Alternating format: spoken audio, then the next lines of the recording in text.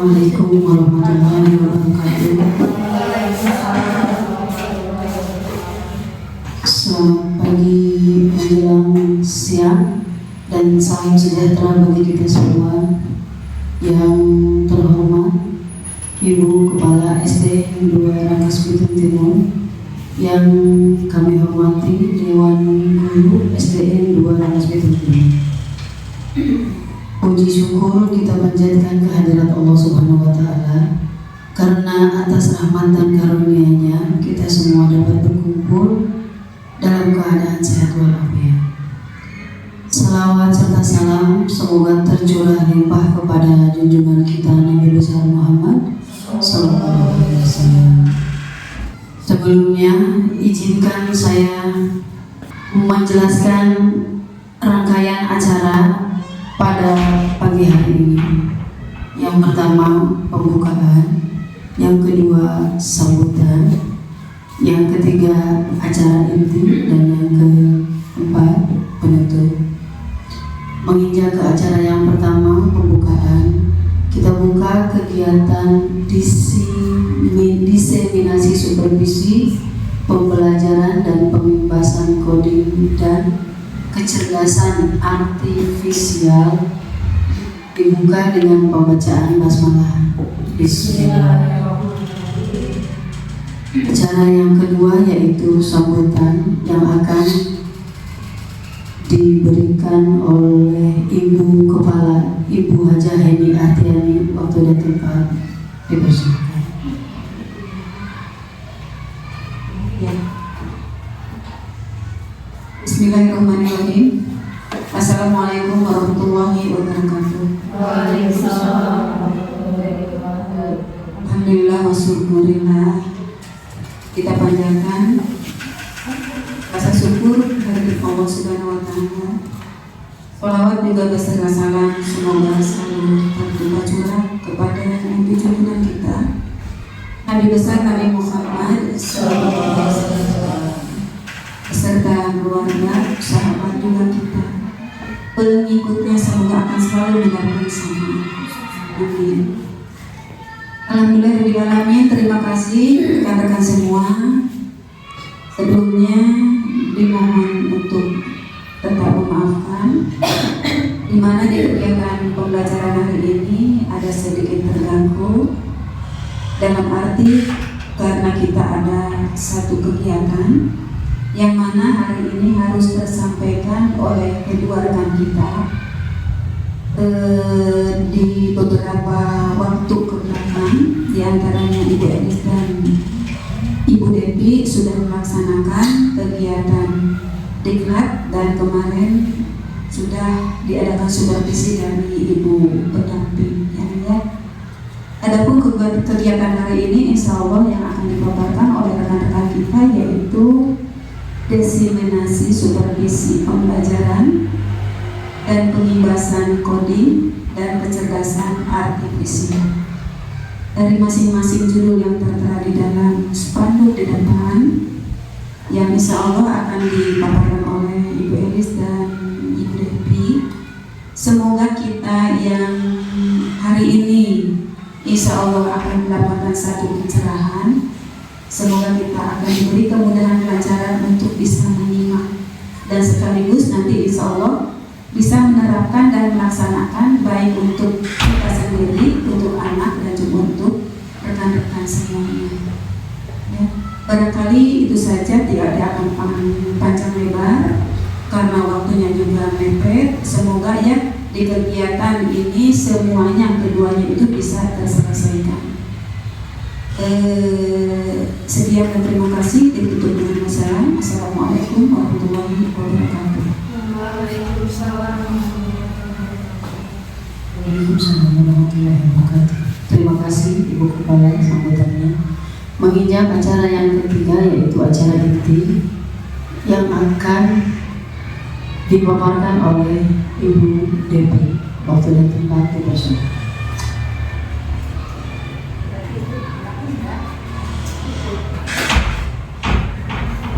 Assalamualaikum warahmatullahi wabarakatuh. Waalaikumsalam warahmatullahi wabarakatuh. Yang terhormat Ibu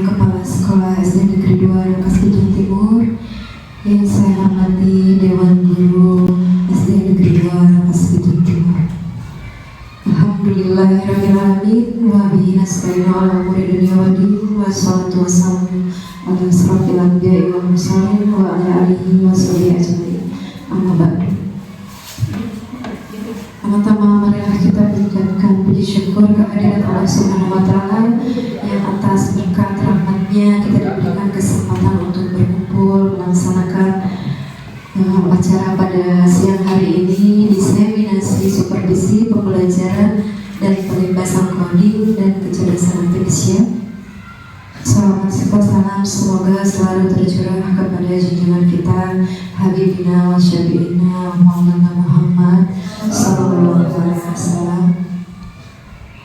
Baik, ibu-ibu, rekan-rekan hebat, hari ini saya mau menyampaikan hasil supervisi yang sudah dilaksanakan pada hari Rabu tanggal 22 Oktober 2025 oleh Ibu Pendamping dan juga Ibu Kepala Ibu, yang mana diantaranya dalam supervisi itu membahas aspek-aspek yang akan diamati, yang akan dinilai pada saat kita melakukan supervisi. Nah, diantaranya yaitu, dan ini adalah instrumen yang terbaru ya ibu-ibu, yang harus kita jadikan acuan nantinya apabila kita melakukan supervisi. Dan diantaranya aspek yang diamatinya yaitu ada keselarasan. Yang pertama yaitu keselarasan. Yang kedua, implementasi kerangka pembelajaran. Di sini ada 5 aspek ya. Yang ketiga, langkah pembelajaran. Yang keempat, asesmen, dan yang kelima, refleksi. Ya, itu adalah 5 aspek yang diamati, dan yang nanti ada dari kelima aspek tersebut masih ada poin-poinnya yang menjadi penilaian ketika kita melakukan supervisi. Nah, yang pertama, keselarasan. Ya, keselarasan itu tindakan implementasi perencanaan selaras dengan perencanaan pembelajaran. Pada awal pembelajaran, inti pembelajaran dalam proses memahami, mengaplikasi, dan merefleksi, dan penutupan pembelajaran. Jadi itu bisa kita lihat sudah selaras atau belum dengan RPM yang kita buat. Kemarin ada perwakilan dari kita, keseluruhan sudah yang melakukan diklat pembelajaran mendalam dari kelas bawah dan kelas atas. Di situ disampaikan juga ya cara pembuatan RPM yang terbaru. Nah, itu bisa kita nanti aplikasikan ya, karena ini tadi yang diamati harus tertera di RPM yang tadi disebutkan, seperti inti pembelajaran dalam proses memahami, mengaplikasi, dan merefleksi, itu harus tertera di RPM. Nah, jadi implementasi perencanaannya sudah selaras atau belum dengan perencanaan pembelajaran. Yang selanjutnya, upaya, ini masih di poin 1 keselarasan, yaitu upaya mencapai tujuan pembelajaran menuju pencapaian dimensi profil lulusan selaras dengan perencanaan pembelajaran. Ya, kalau kemarin saya sedikit menceritakan ya, kalau yang saya lakukan ketika supervisi itu mengadakan diskusi antara peserta didik, dibagi kelompok ya waktu ketika supervisi itu untuk menganalisis materi yang diberikan. Nah, itu diantaranya cara untuk mencapai tujuan pembelajaran menuju pencapaian dimensi profil lulusan selaras dengan perencanaan pembelajaran. Walaupun pada saat pelaksanaannya masih ada peserta didik yang itu juga menjadi catatan ya, ada peserta didik yang misalkan kurang berpartisipasi. Jadi kedepannya semua harus kita berusaha peserta didik itu harus berperan aktif semuanya. Jangan sampai ada, kalau kemarin temuannya saya ceritakan karena untuk pembelajaran buat kita ya semua, semoga kedepannya tidak terulang. Kalau misalkan kita membuat kelompok, pada saat membuat kelompok kelompok diskusi biasanya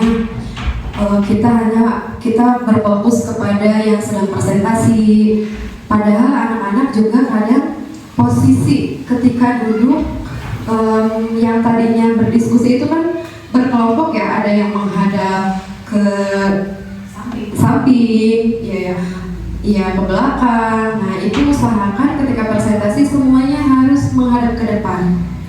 Jangan ada yang membelakangi yang sedang presentasi. Dan juga semua siswa harus berperan aktif. Usahakan karena terkadang ada dalam beberapa kelompok, misalnya tidak semua ya, ada beberapa kelompok walaupun kita sudah menginstruksikan tolong semuanya harus berperan aktif, semuanya harus berdiskusi ya, diskusikan dengan kelompoknya. Tapi kadang ada yang seperti mengandalkan yang mengisi, yang menulis aja gitu, yang lainnya ada beberapa yang tidak mengikuti seperti itu ya. Jadi usahakan ketika kita melaksanakan memberikan tugas, mengelompokkan ke dalam kelompok diskusi, semua peserta didik harus berperan aktif dan fokus ya, betul sekali, fokus. Selanjutnya implementasi kerangka pembelajaran. Praktek pedagogis yang diimplementasikan sudah tergambar pada langkah pembelajaran atau asesmen pembelajaran. Jadi usahakan peserta didik itu memahami apa materi yang disampaikan. Jadi sudah tergambar apa belum pada langkah pembelajaran dan atau asesmen pembelajaran. Selanjutnya yang keempat, lingkungan belajar yang diimplementasikan sudah tergambar pada langkah pembelajaran atau asesmen pembelajaran. Ya, kita juga harus melihat bagaimana keadaan peserta didik ketika melakukan pembelajaran tersebut. Apakah mereka hanya bengong, kan kadang ada seperti itu, atau mereka antusias mengikuti pembelajaran. Nah itu juga aspek yang harus diperhatikan ketika kita melaksanakan pembelajaran, implementasi kerangka pembelajaran. Yang selanjutnya, kemitraan pembelajaran yang diimplementasikan sudah tergambar pada langkah pembelajaran dan atau asesmen pembelajaran. Jadi kita kan ada kemitraan pembelajaran, diantaranya dengan wali murid, dengan sesama rekan guru, dengan peserta didik. Nah, yang saya amati ketika di supervisi kemarin itu diantaranya kemitraan dengan orang tua murid. Kemarin itu saya membahas materi dengan tentang menyambut usia bayi. Nah itu kan kemitraannya dengan, misalkan yang saya sampaikan saat ini adalah dengan orang tua ya, dengan wali murid. Jadi ketika kita menyampaikan di sekolah materi menyambut usia bayi, di rumah pun peran orang tua itu sangat dibutuhkan untuk mengarahkan anak-anak mengenai tanda-tanda balik. Jadi ketika sudah balik, anak-anak sudah tahu. Nah kita juga maksudnya itu adalah kemitraan kita bersama wali murid. Nah karena dengan adanya peran orang tua tersebut, peserta didik juga bisa lebih memahami materi yang kita sampaikan. Jadi sangat penting sekali ya peran dari kemitraan belajar ini, walaupun maksudnya dengan rekan guru gitu ya, kita berkonsultasi dengan rekan guru, dengan siswa maupun dengan orang tua murid. Selanjutnya, pemanfaatan digital yang diimplementasikan sudah tergambar pada langkah pembelajaran atau asesmen pembelajaran. Nah, yang kemarin itu saya memanfaatkan proyektor ya, sama seperti hari ini memanfaatkan proyektor, dan kedepannya mungkin kita saat ini kan kita sudah punya ya di sekolah ada smartboard. Kedepannya mudah-mudahan bisa kita gunakan untuk proses pembelajaran apabila keadaannya sudah memungkinkan kondisinya. Karena kalau misalkan untuk saat ini, kalau kita harus bergantian, misalkan di kelas 1, di kelas 2 gitu ya, itu juga tidak memungkinkan. Jadi apabila nanti sudah memungkinkan, kita bisa memanfaatkan media tersebut ya, karena sangat bermanfaat sekali. Dan anak-anak tentunya, karena itu kan layarnya lebih besar ya Ibu-ibu, jadi tentunya anak-anak juga pasti yang kalau ini mungkin karena tampilannya tidak terlalu besar, kadang yang di belakang tidak terlihat gitu ya. Kalau smartboard kan layarnya lebih besar, jadi lebih menarik, lebih jelas ya ketika nanti kita menggunakan untuk pemanfaatan digital ya. Selanjutnya ada langkah pembelajaran. Nah, langkah pembelajaran yang dilakukan sesuai perencanaan dapat memfasilitasi tindakan saling memuliakan antara guru, murid-guru, murid-murid yang tercermin dalam bahasa verbal dan non-verbal. Jadi dalam proses pembelajaran ini, komunikasi antara guru dengan murid itu harus beretika ya, mungkin kalau di dalam materi yang saya sampaikan kemarin ya, dalam komunikasi ketika kita di kelas, ketika misalkan anak-anak mau menyampaikan pendapatnya, itu harus seperti apa dulu etikanya, seperti itu ya. Yang selanjutnya adalah langkah pembelajaran sudah memfasilitasi murid untuk merasakan pengalaman belajar, memahami, terlibat aktif, mengonstruksi pengetahuan agar dapat memahami secara mendalam konsep atau materi dari berbagai sumber dan konteks ya. Jadi usahakan peserta didik memahami, terlibat aktif dalam proses pembelajaran. Misalnya dengan kita melakukan tanya jawab, sejauh mana materi yang sudah kita sampaikan, apa anak-anak bisa memahami, bisa menjawab pertanyaan yang kita berikan, seperti itu ya. Yang selanjutnya, langkah pembelajaran sudah memfasilitasi murid untuk merasakan pengalaman belajar, mengaplikasi pemahaman secara konseptual dalam kehidupan nyata sebagai bagian dari pendalaman. Ya, jadi kembali lagi, karena saya kemarin membahas materinya menyangkut usia balik itu ya, jadi tidak jauh-jauh dari materi yang saya sampaikan, sebagai gambaran, maksudnya nanti kedepannya kita ketika melaksanakan supervisi, nah itu ketika itu kita mengukur sejauh mana, waktu itu saya di kelas 4 ya, di kelas 4 itu sudah mencapai, walaupun belum mencapai usia balik, tetapi apakah siswa-siswi itu mampu memahami tanda-tanda usia balik, kewajiban ketika sudah mencapai usia balik, seperti itu. Kita mengukur kemampuan dari peserta didik. Selanjutnya, langkah pembelajaran sudah memfasilitasi murid merasakan pengalaman belajar. Yang ini poinnya merefleksi ya, mengevaluasi dan memaknai proses serta hasil dari tindakan atau praktik nyata yang telah mereka lakukan dan menentukan tindak lanjut ke depan serta mengelola proses belajarnya secara mandiri ya.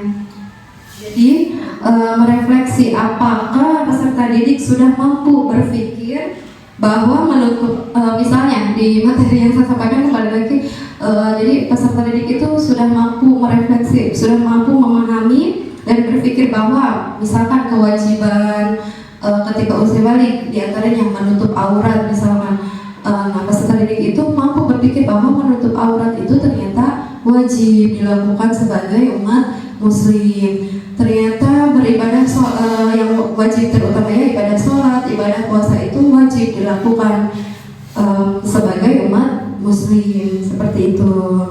Yang keempat, prinsip pembelajaran mendalam berupa berkesadaran bermakna dan atau menggembirakan sudah tergambar pada setiap pengalaman belajar di langkah pembelajaran. Nah, dalam prinsip pembelajaran yang bermakna, berkesadaran, Jadi peserta didik itu harus mulai memahami kewajiban seorang muslim, misalnya seperti tadi ya, kewajiban seorang muslim apabila sudah balik. Nah, ketika pada prinsip pembelajaran menggembirakan, joyful ya, menggembirakan. Jadi peserta didik harus antusias ketika mengikuti pembelajaran, misalnya supaya lebih semangat ketika selingan kita berikan ice breaking. Nah itu kan lumayan ya, membuat anak-anak peserta didik menjadi lebih semangat dan membuat pembelajaran juga lebih kondusif. Kan kita suka memperhatikan ya dari anak-anak sudah bengong misalnya. Nah, itu bisa kita berikan selingan ice breaking itu agar pembelajaran lebih menyenangkan. Jadi lebih kondusif nantinya pembelajaran juga ketika anak-anak semangat mengikuti pembelajaran. Yang ke-12 yaitu praktik pembelajaran sudah mengakomodir pengalaman belajar yang sesuai dengan karakteristik murid, umur, tingkat perkembangan, kemampuan, bakat, dan minat, gaya belajar, dan lain-lain. Ya, jadi pengalaman belajar juga harus disesuaikan dengan karakteristik peserta didik. Karena kenapa itu sangat berpengaruh ya untuk kita mencapai mencapai pembelajaran yang sesuai dengan yang kita harapkan ya.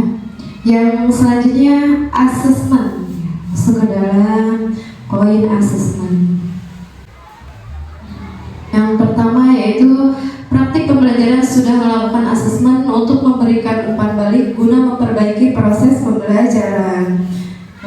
Misalnya ketika asesmen kita memberikan LKPD, yang di dalam LKPD itu kan bisa berupa soal gitu ya, pertanyaan, atau bisa soal-soal refleksi seperti itu. Nah, itu adalah asesmen. Praktik pembelajaran harus sudah melakukan asesmen untuk memberikan umpan balik untuk memperbaiki proses pembelajaran.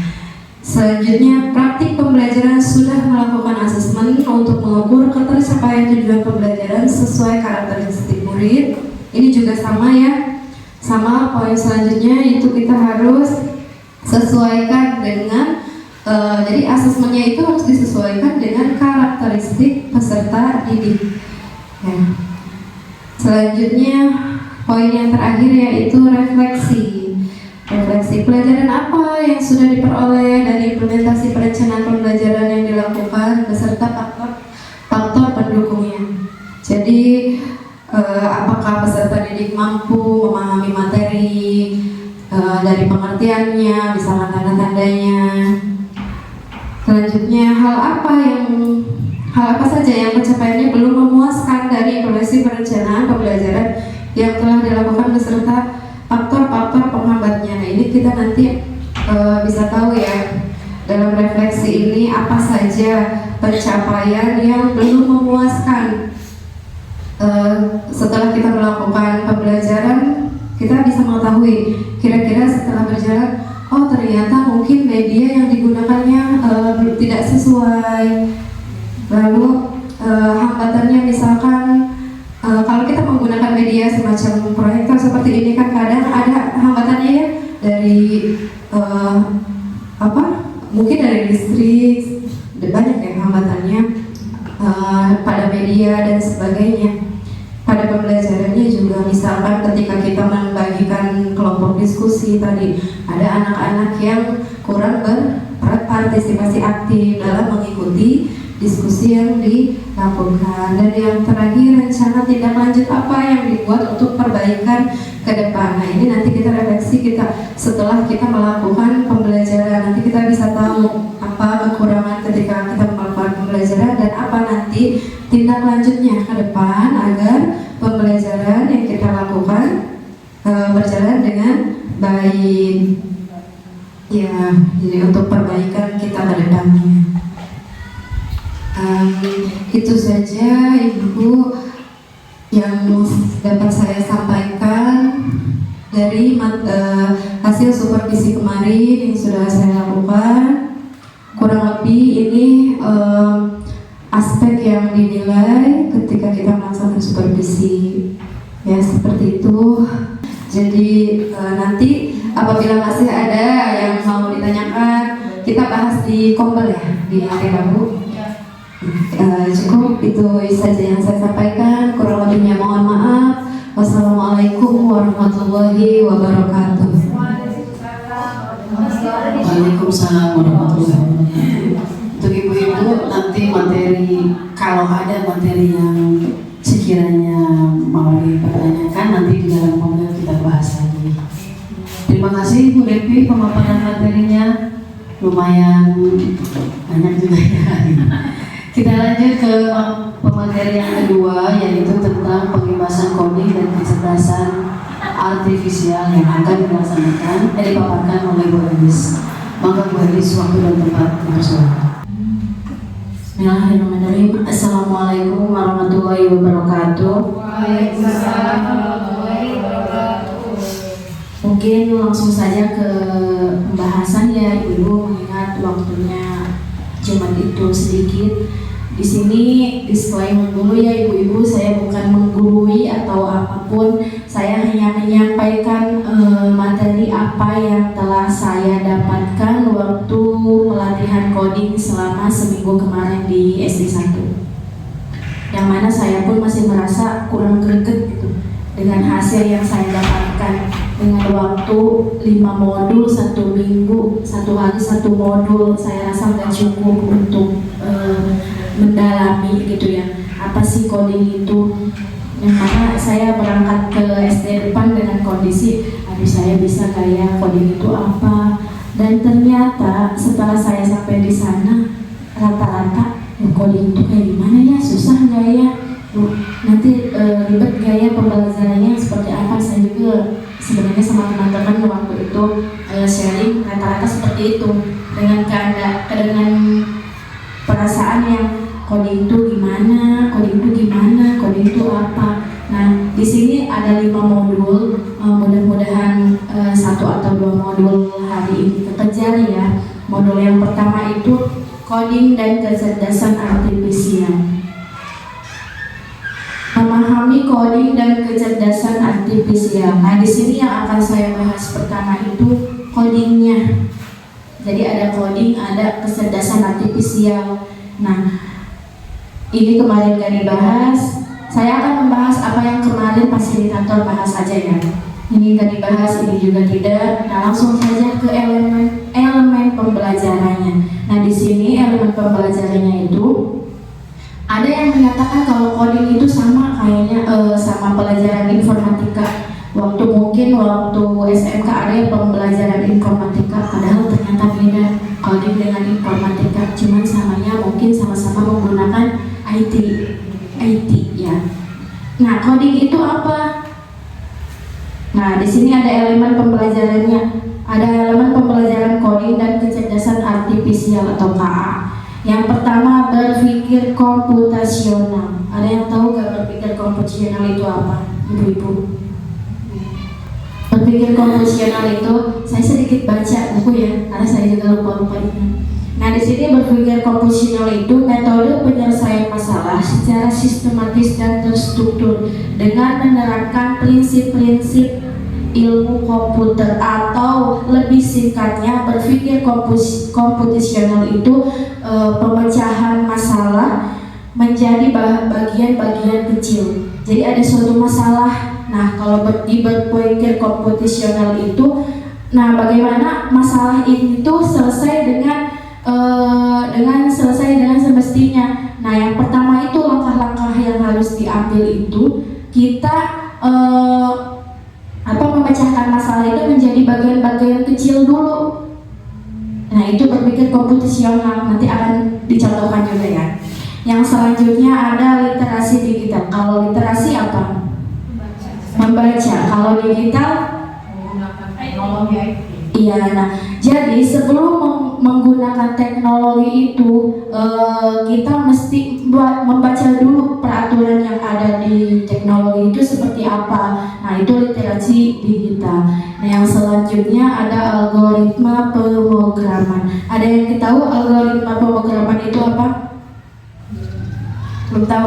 Algoritma pemrograman itu bertindak sebagai resep, memberikan instruksi kepada komputer untuk mengerjakan tugas. Nah, itu algoritma pemrograman. Jadi memberikan resep kepada komputer untuk melakukan suatu pemrograman, yang dimana di dalam algoritma itu ada yang namanya cara kerjanya, ada yang namanya input, proses, atau output. Input itu apa? Data awal, data yang kita masukkan.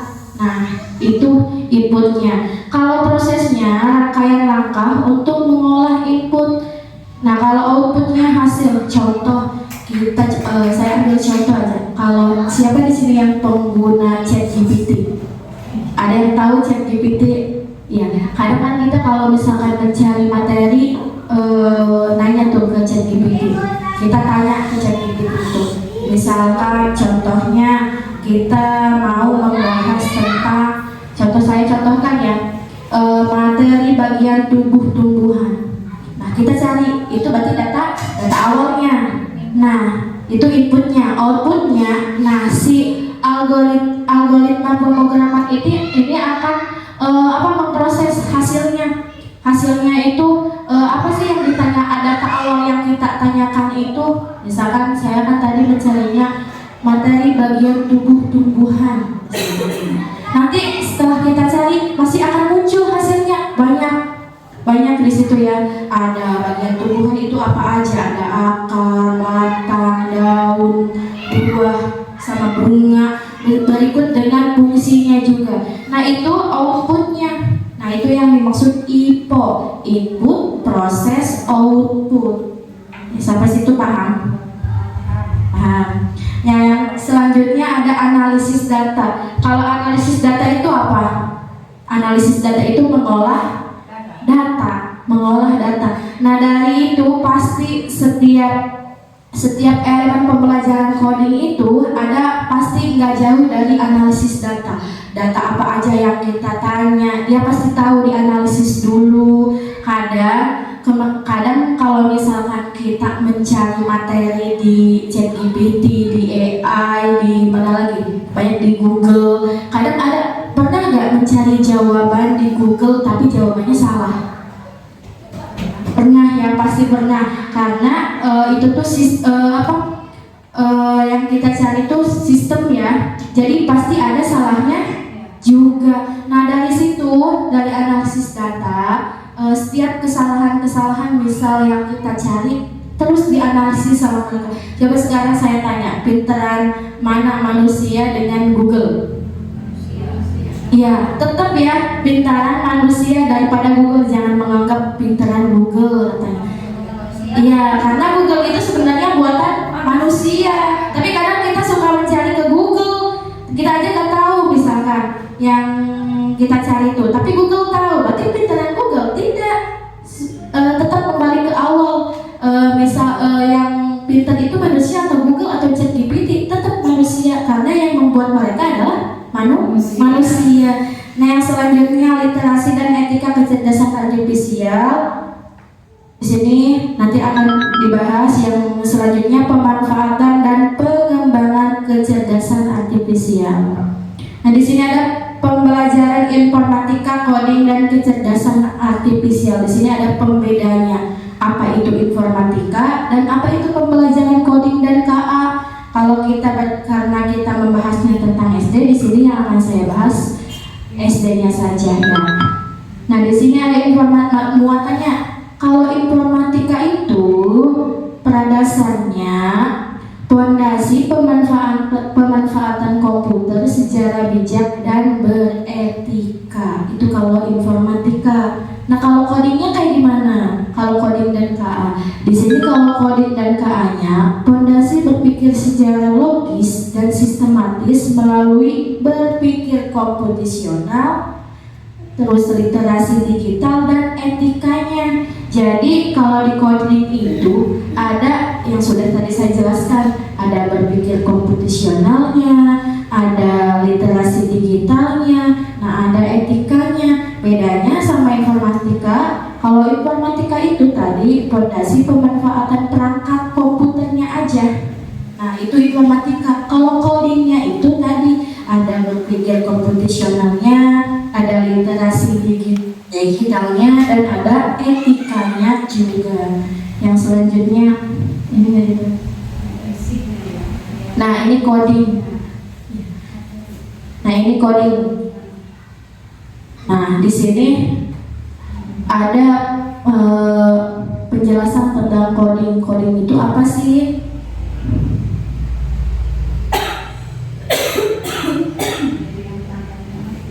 Coding itu dapat dipahami sebagai praktek pemrograman perangkat komputasi dengan melibatkan kemampuan berpikir komputasional dan algoritma secara internet basic dan plug dan unplug. Di sini saya akan menjelaskan kalau coding itu sudah pasti pakai internet ya Bapak Ibu.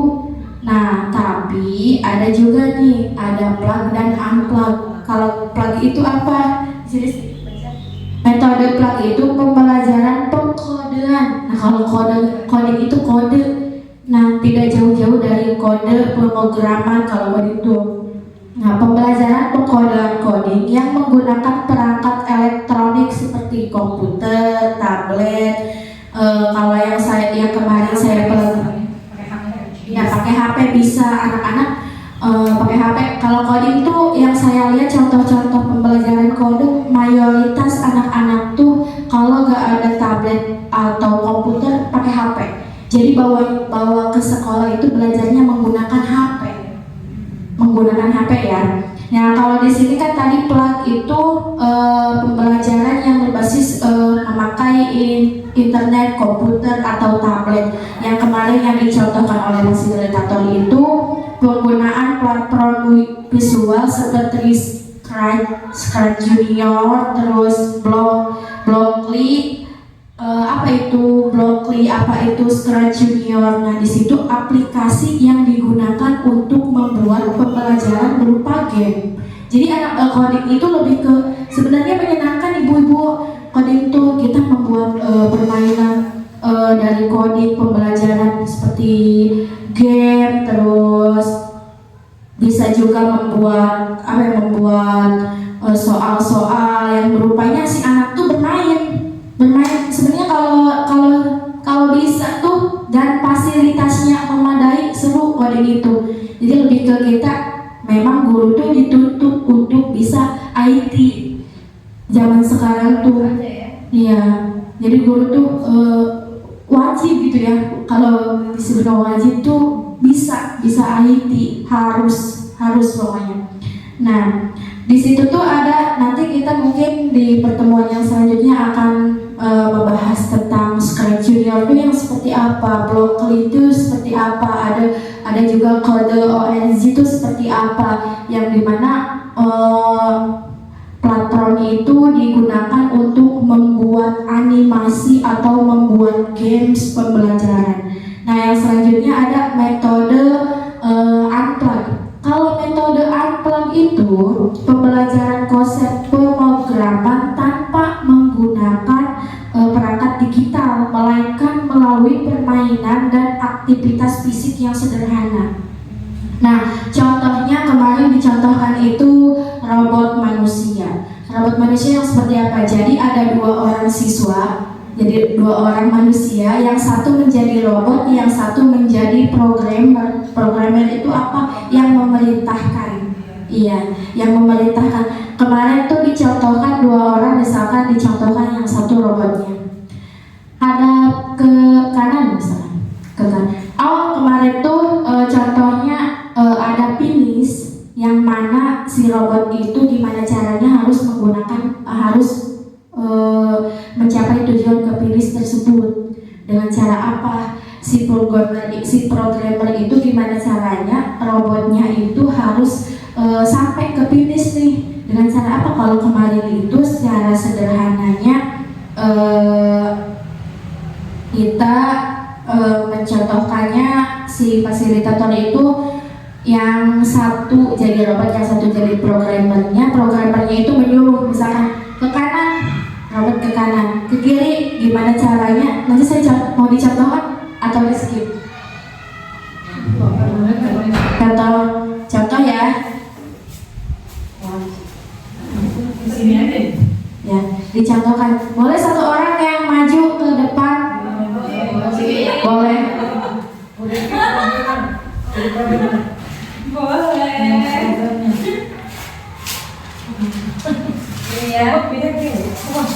Karena memang kalau coding itu lebih ke banyaknya praktek sebenarnya. Kalau materinya itu sedikit.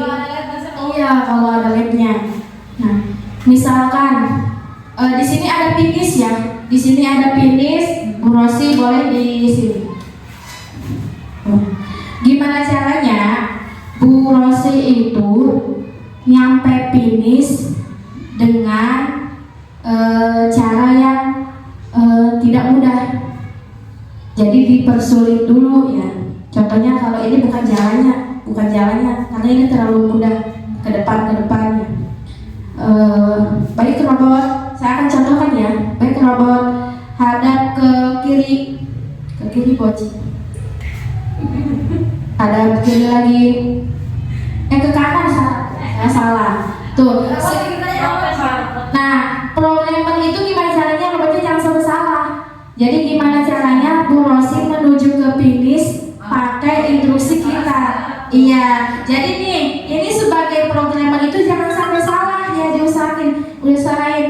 Nanti saya akan nyuruh satu orang untuk mencontohkan juga ke depan ya. Baik robot, menghadap ke kiri, menghadap ke kanan, Maju. bukan kan? Berarti kotaknya itu aja. Ya. Hadap ke kanan, maju ke depan, maju ke depan 6 langkah,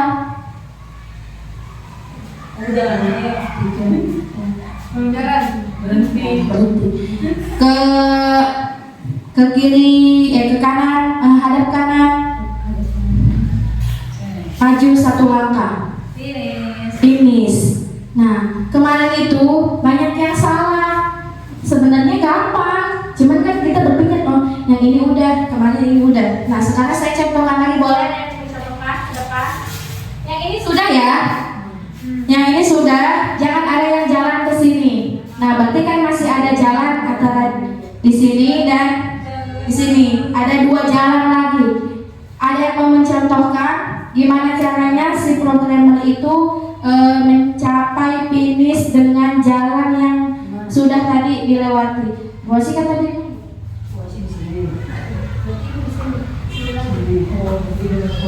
Coba, selain saya ada yang mau mencontohkan lagi? Boleh. Oh, nggak beda lagi. Bikin Kalau mau ada pengguna gitu ya. Iya. Step by step, Bu. Baik robot, ikuti instruksi saya. Oke. Masih gitu nggak salah. Satu langkah ke kanan.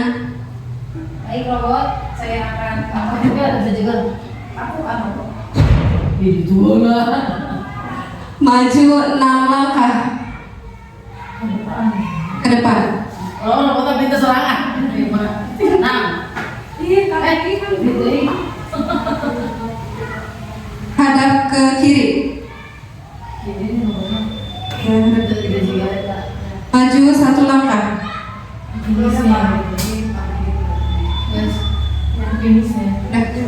Finish. Tepuk tangan.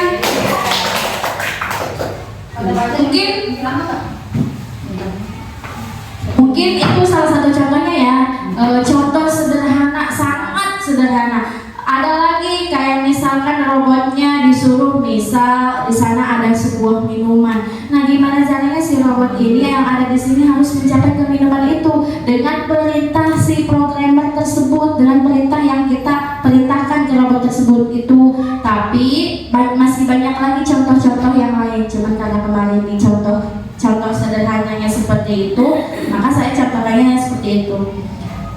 Nah, yang selanjutnya di sini ada terminologi coding. Istilah coding berkaitan dengan instruksi yang dipahami dan dijalankan oleh komputer. Pengertian coding secara sederhana adalah cara manusia berkomunikasi. Nah, sebenarnya kita ngetik di Google aja itu udah termasuk coding. Jadi cara manusia berkomunikasi dengan komputer, kayak kita mencari video pembelajaran di YouTube itu juga udah termasuk coding, karena coding itu komunikasi dengan komputer, antara kita dan komputer. Kita memerintahkan komputer cari video pembelajaran. Nah, itu sudah termasuk coding dengan cara menciptakan perangkat lunak atau aplikasi yang berguna dengan penyelesaian masalah. Kalau aplikasi kita belum ya. Nah, yang selanjutnya, kalau pembelajaran coding itu berarti kegiatan yang dapat memberikan stimulus sejak usia dini terhadap cara anak berpikir kreatif, sikap kerjasama dan komunikasi anak. Nah, kegiatannya tidak hanya dimaknai sebagai penerapan komputer coding, tetapi juga meliputi keseluruhan kegiatan pembelajaran coding tanpa menggunakan komputer yang dikenal dengan istilah tadi unplug ya. Nah, yang selanjutnya di sini ada konsep dasar logika. Tapi kemarin nggak dibahas, Bu. Nah, di sini langsung aja pembelajaran coding. Pembelajaran coding itu bagaimana pembelajaran coding pada Dick Dasman terhadap kemampuan yang dikuasai peserta didik. Nah, di sini ada coding dimensi coding di SD. Ya, codingnya itu menghasilkan solusi untuk masalah sehari-hari terstruktur menggunakan alat bantu seperti balok, susun, atau kepingan gambar. Jadi coding itu kalau di SD menghasilkan solusi masalah sehari-hari secara terstruktur menggunakan alat bantu seperti balok, tersusun, atau kepingan gambar. Nah, yang selanjutnya menyusun langkah-langkah sistematis yang logis.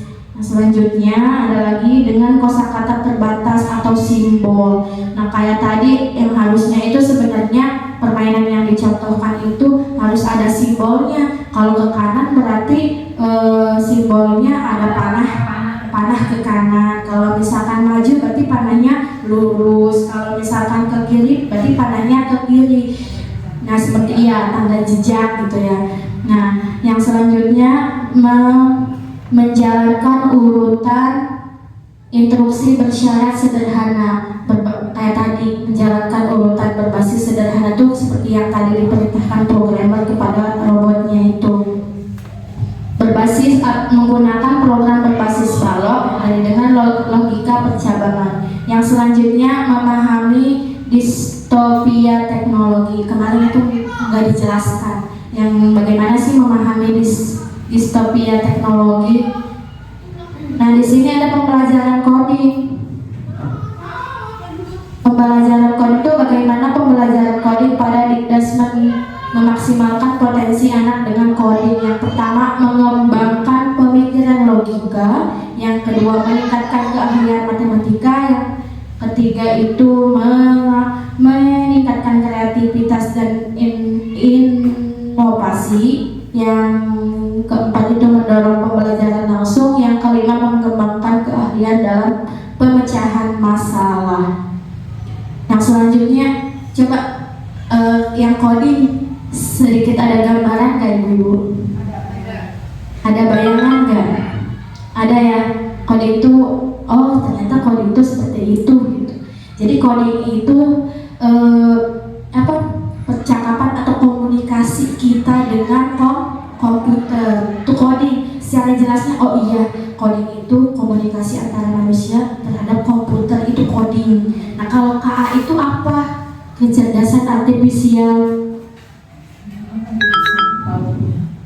Keterkaitannya. Iya, keterkaitannya coding dan KA, sangat keterkaitannya. Nah di sini ada terminologi kecerdasan artifisial. Terminologi, ada yang udah menggunakan AI, tahu AI? Tahu ya. Dalam konteks mata pelajaran coding dan AI di pendidikan dasar, jadi kecerdasan artifisial itu kecerdasan buatan.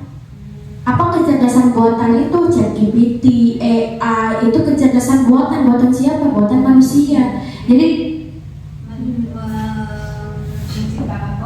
iya, jadi kecerdasan artifisial itu kecerdasan buatan atau bisa jadi menciptakan produk kayak itu aplikasi, iya Meta, banyak ya, Gemini, asisten Google Assistant, apalagi yang itu teh Google Maps, nah itu ya. Banyak pokoknya. Jadi kecerdasan artifisial itu kecerdasan buatan manusia. Nah, yang disebutnya kecerdasan artifisial. Nah, di sini terminologi AI dalam konteks mata pelajaran coding dan AI di pendidikan dasar dan menengah merujuk pada pengenalan dan pemahaman. Kalau kita kan mungkin kalau SD masih pengenalan ya kalau coding itu. Tapi mungkin ada sebagian sekolah yang sudah sampai menciptakan suatu produk atau aplikasi, ada juga ya yang mungkin fasilitasnya dan anak-anaknya sudah lumayan. Iya. Nah, dasar tentang kecerdasan buatan. Nah, di sini AI itu atau kecerdasan artifisial itu sudah ada ya di sini. Kalau dan pemahaman dasar tentang kecerdasan buatan, ya, bisa digarisbawahi kecerdasan buatan. Ini mencakup beberapa konsep yang berbeda dibandingkan dengan istilah AI yang kompleks dan dipelajari di perguruan tinggi. Karena kita masih SD, jadi AI itu masih tentang pengenalannya aja. Nah, di sini AI dalam konteks pendidikan dasar dan menengah, pengenalan konsep di tingkat ini, AI umumnya dikenalkan sebagai teknologi yang memungkinkan komputer untuk melakukan tugas yang biasanya memerlukan kecerdasan manusia. Mungkin nggak komputer tiba-tiba jalan tanpa adanya manusia? Iya, nggak akan mungkin ya. Walaupun komputer kalau misalkan kita ini dia tidak akan berjalan tanpa adanya kita. Nah, di sini ini termasuk pengenalan pola, pemecahan masalah, dan pengambilan keputusan. Aplikasi sederhananya, siswa dapat belajar tentang aplikasi AI yang sudah ada dalam kehidupan sehari-hari seperti asisten virtual misalnya. Di sini kalau saya belum pernah menggunakan Siri. Siri itu kayak semacam sama dengan Google asistennya. Halo Google, siapa yang suka pakai? Nah, ada di situ ya. Halo Google, misalkan kita tolong buatkan RPP misalkan, dan suka ada, nanti langsung muncul. Iya, ChatGPT, masih banyak contohnya. Kalau di sini kan contohnya hanya Siri atau Google Assistant. Ada kata bohong tadi Siri, iya itu di Siri ada. Sebenarnya banyak ya AI itu yang sudah saya contohkan tadi kan, yang di sini cuma tertulisnya Google Assistant, terus Siri, AI, ChatGPT, apalagi Google Maps ya, banyak tuh Google Maps. Nah, di sini juga ada merekomendasi produk dan teknologi pengenalan wajah tanpa harus masuk ke detail teknis yang kompleks. Suka ada yang punya IG. Di IG itu kan kita ada efek yang kadang efek itu nempel ke muka kita. Kok bisa? Iya, jadi cantik tanpa merubah kadang merubah yang tadinya agak tirus jadi cabi jadi tirus. Itu AI sebenarnya. Kita udah pakai AI itu. Jadi yang tadi dijelaskan di sini Penggunanya mudah. iya, menggunakannya mas sebenarnya kita sudah. Oh iya ya, berarti sebenarnya kita tuh dari dulu udah pakai AI itu, coding itu sudah sebenarnya ya. Yang selanjutnya materi coding dan KA. Nah di sini materi coding dan KA. Coding itu kalau di SD di kelas 5 dan kelas 6 ya, mulai dari kelas 5 dan kelas 6 diterapkannya itu. Siapa yang harus dicapainya ada itu? Belum. Terus kita mau mengajarkannya apa yang harus dicapai ke anak ya? Itu ya. Gimana itu? Kalau kemarin sih kami peserta juga menanyakan, cuman katanya mau dikirim, cuman sampai sekarang belum ada. Tapi nanti kalau misalkan sudah dikirim sama fasilitatornya, sudah pasti saya share juga ke Berarti baru pengenalan aplikasi. ya, baru pengenalannya aja. Nah di sini ada materi coding di fase C. Fase C itu kelas 5 dan kelas 6. Materinya itu konsep dasar kecerdasan artifisial, berpikir komputasional sebagai dasar coding, konsep dasar algoritma dan logika, pemanfaatan kecerdasan artifisial sederhana atau tingkat dasar, konsep dasar teknologi digital. Karena kita masih pengenalannya aja lah, nanti yang akan saya bacakan yang pertama, konsep dasar kecerdasan artifisial atau coding itu mampu memahami istilah di definisi konsep, sejarah, jenis, penerapan, prinsip dasar, etika dan ilmitasi. Nah di sini karena masih pengenalannya aja, kita ke anak tuh mungkin baru pengenalan istilah coding itu seperti apa, sama definisinya, konsep sejarah, jenis penerapan coding di kelas tuh seperti apa, nanti baru prinsip etikanya dan imitasinya. Mungkin itu yang materi coding yang di kelas yang ini gak dibahas. Ini modul 1 ya, Rin? Ya ini masih modul 1 banyak Bu. Nah di sini pembelajaran kecerdasan artifisial. Nah di sini kemarin saya praktek di pas hari keberapa, hari ketiga kalau nggak salah. Di sini pembelajaran kecerdasan artifisial, contoh materinya itu kita membuat sebuah games yang mana di sini tuh ada sampah dan ikan. Di sini kita mencari ikannya, tapi mungkin ini akan dibahas di Kombel aja ya Bu. Di Kombel nanti kita membuat permainan atau animasi di studio Kode ORG. Nanti akan saya kirim linknya. Nanti untuk prakteknya mungkin saya akan untuk prakteknya saya share dulu aplikasinya. Kita prakteknya di Kombel. Nah ini juga sama. Banyaknya pembelajaran kecerdasan artifisial itu ada yang mengganti wajah, terus klarifikasi sayuran, ada.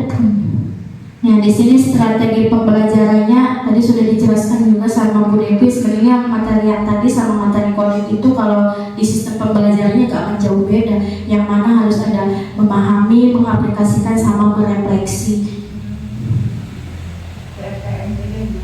Ya. Nah, di sini peran guru mengampu mapel sangat penting. Ada yang bisa menjelaskan ya gambar yang ini? Di sini ada SEP itu sebagai kita guru. SEP itu guru, nah resep itu kurikulumnya. Nah, di sini ada Excel graduation itu apa? Menciptakan lulusan yang baik atau yang unggul. Nah, di sini ada saya kurang pasif, dia kurang pasif bahasa Inggris. English student, apa tuh English student? Boci. Iya, bahan-bahannya ya. Nah, untuk menciptakan lulusan atau peserta didik yang unggul itu kita harus seperti apa? Nah, di sini kan ada peserta didik. Nah, setnya itu guru. Kurikulum hanyalah sebuah resep. Seenak apapun jika kokinya tidak mampu memasak, maka masakan tidak akan enak, benar gak? Benar. Bahkan melenceng, koki yang handal dan kreatif akan mampu mengadaptasi bahan lokal untuk menghasilkan masakan yang enak dan tidak tidak melenceng. Nah, jadi kita dari seorang guru itu katanya kurikulum hanya resep doang. Jadi seenak apapun jika kokinya tidak bisa memasak dengan handal, maka tidak akan menciptakan masakan yang enak. Nah, jadi kurikulum, jadi contohnya mungkin kalau ke guru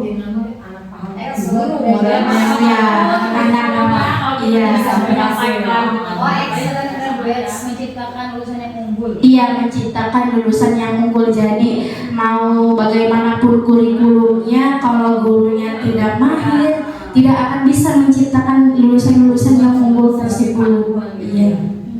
Sampai sini ada yang mau ditanyakan atau ada yang belum paham? Kak tuh jadinya kayak gimana Bu? Kayak gimana gitu. Sampai sini ada yang belum paham? Sementara ulasan tadi mah ya ada ya. Ada, maksudnya tapi terbayang coding itu seperti apa, KA itu seperti apa gitu Bu. Kalau yang saya pahami mah ya, dilihat di internet itu pengertian coding itu jadi menuliskan suatu perintah kepada komputer gitu ya, sesuai apa yang diinstruksikan oleh manusia gitu ya, gitu. Ya, jadi benar Bu, perintahnya. Coding itu perintah. Jadi perintah yang manusia tanyakan ke komputer itu gitu. Sampai sini Bu, ada yang mau tanya? Ada gambarannya Bu-ibu. Di modul 1 ini masih ada 4 modul yang harus mungkin kalau misalkan perlu dipaparkan, insya Allah kita sama-sama ya Kirim aja Bu Elis di grup. siap, boleh. Sampai sini Bu, coding dan KA tuh ini baru pengenalan ya, belum ke prakteknya, belum, masih. Udah ya Bu? Udah. Mungkin itu saja pemaparan yang akan saya sampaikan, terkait pengenalan coding dan KA. Nanti ada 4 modul lagi yang harus dibahas, karena kalau gak dibahas saya rasa rugi ya. Nanti kita bahas di Kombel. Mudah-mudahan kita sehat semuanya. Kita banyak prakteknya. Kalau nanti lebih ke banyak